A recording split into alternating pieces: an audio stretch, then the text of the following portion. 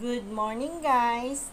Magluluto tayo ngayon ng pinakasimple po na ulam.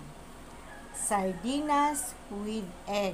Tapos lagyan natin ng kamatis, garlic, sibuyas dahon, then onion or bombay.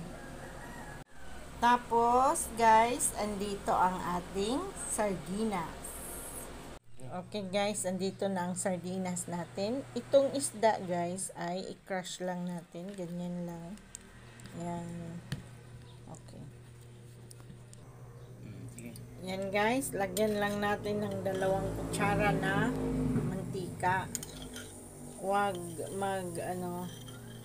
overuse ng mantika. Siyempre, gisahin lang ito guys. Lagay ng garlic. Halo-halo lang, ganyan lang. Simple lang. Tapos, onion.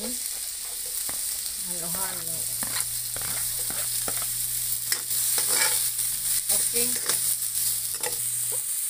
Tapos, ilagay natin ang ating dinurog na isda sa sardinas po. Okay. Okay guys, nilagay na natin ang ating sardinas na dinurog ko ang isda ko.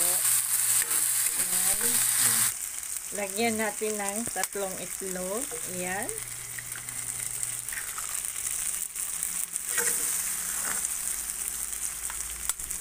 Okay.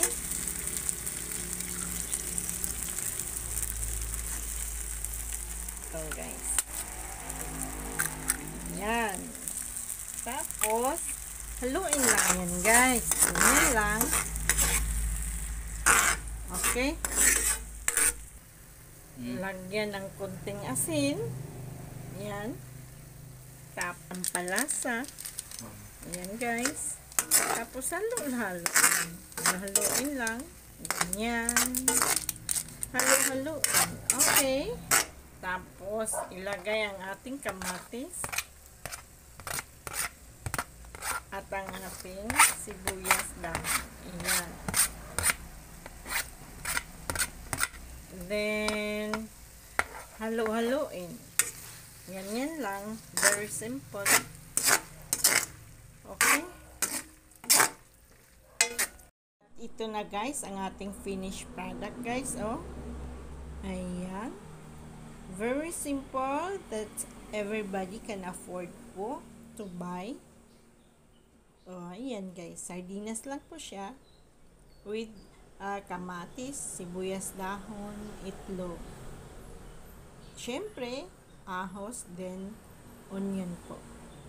Yan guys, oh, sarap. Very ordinary po. Thank you guys for watching. Tara, let's eat.